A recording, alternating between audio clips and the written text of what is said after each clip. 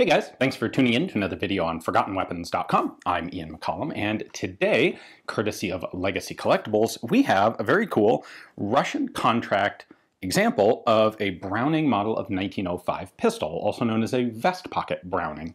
Also not known as a baby Browning, FYI. The baby Browning was actually a name given by FN to a model that they introduced in the early 1930s that interestingly didn't have any actual connection to Browning, but that's a subject for a separate video. What we have here today is one of the nickel-plated 1905 Brownings that was ordered for officers of the Russian military. Now, this model of pistol was introduced, well, it was patented in 1905. First production actually took place in 1906. It was this pistol that actually introduced the 25 ACP cartridge to the world. John Browning designed that cartridge to go in this pistol. It was the third pistol developed by FN, or put into production by FN, after their Model 1900 and their Model 1903.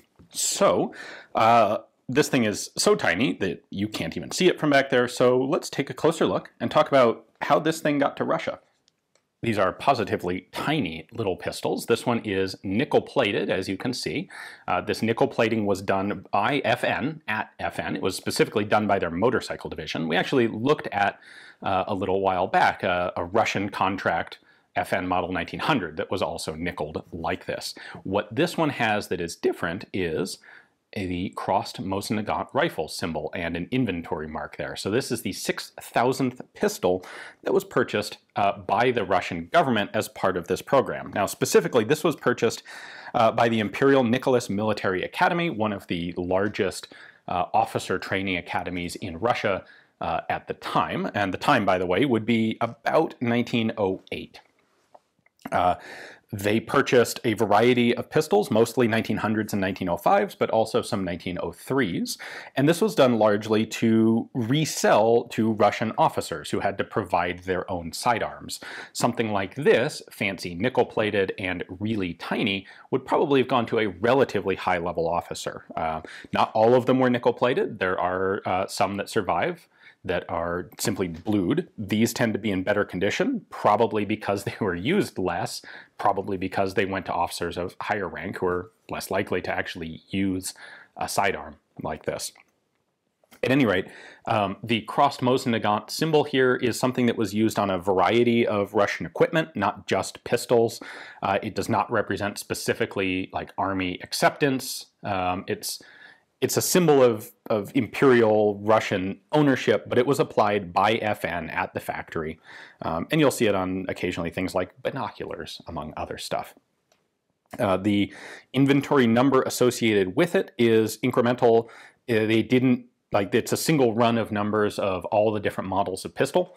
So it's not one batch of 1905s and one batch of 1900s.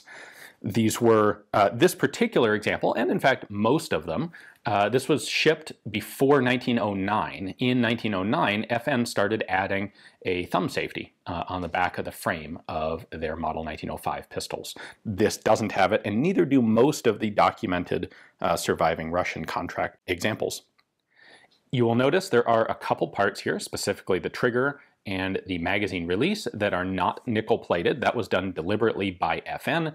They found that for some of these parts that had pretty strict tolerances, nickel plating the part could lead to a change in surface dimensions and could lead to problems functioning. So that's one way to identify original FN nickel-plated guns, is that.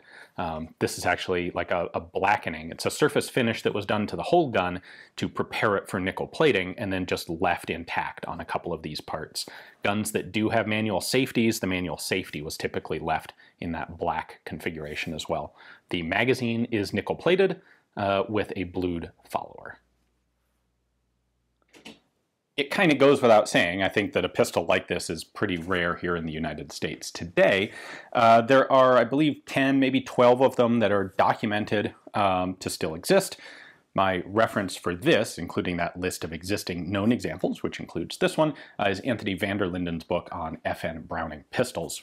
It's an excellent book. Highly recommend it. I believe it is currently sold out, but the third edition is in the process of being written and expanded. So definitely a book to get your hands on if you're interested in this sort of thing. Now there's another little interesting potential detail to this, and that is, how did it get from the Soviet Union, or Russia? It was originally Russia, but probably by the time it came back here, it was the Soviet Union. How did it get from there back to the United States? And the cool answer is a number of these were brought back by US World War I veterans.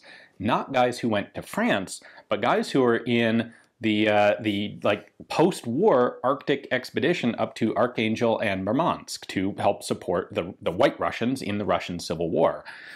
Really kind of a little-known side note of American World War I history, and it was there that a number of US servicemen were in contact with a bunch of former former imperial Russian officers, Tsarist officers, who had been the sort of guys who would have these officers' pistols. And at least a couple of them are documented as having come back from that American expedition. So I don't know about this one in particular, but that's probably the most likely source of these guns coming into the US, and it's a neat detail. Anyway, a big thanks to Legacy Collectibles for loaning me this pistol to bring to you guys on video. If you're interested in firearms collecting and unusual, historically relevant firearms, especially handguns, take a look at his YouTube channel. I will link to it in the description text below. Thanks for watching.